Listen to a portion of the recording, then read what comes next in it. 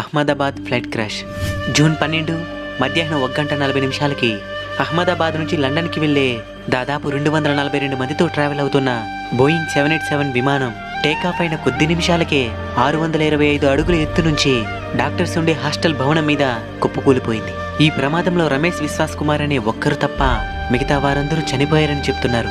దేశంలోనే ఇదే అతిపెద్ద విమాన ప్రమాదం. చనిపోయిన వాళ్ళలో మన దేశస్తులతో పాటు బయట దేశస్తులు, మహిళలు, చిన్న పిల్లలు కూడా ఉన్నారు.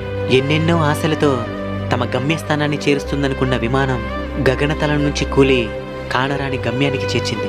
కారణాలేవైనా వాళ్ళైతే ఇక తిరిగిరారు. జీవితం క్షణంలోనే మారిపోతుందని ఈ ఘటన ద్వారా కాలం మరొక్కసారి మనకి తెలియజేసింది. కాబట్టి ఇకనైనా కుళ్ళు, కుతంత్రాలు, ఈర్ష్యలు, స్వార్థాలు వదిలి మానవత్వంతో బ్రతుకుదాం. ఈ ప్రమాదంలో ప్రాణాలు కోల్పోయిన వారి ఆత్మకు శాంతి చేకూరాలని, అలానే వాళ్ళ కుటుంబ సభ్యులకు ఆ భగవంతుడు మనోధైర్యాన్ని ప్రసాదించాలని అహ్మదాబాద్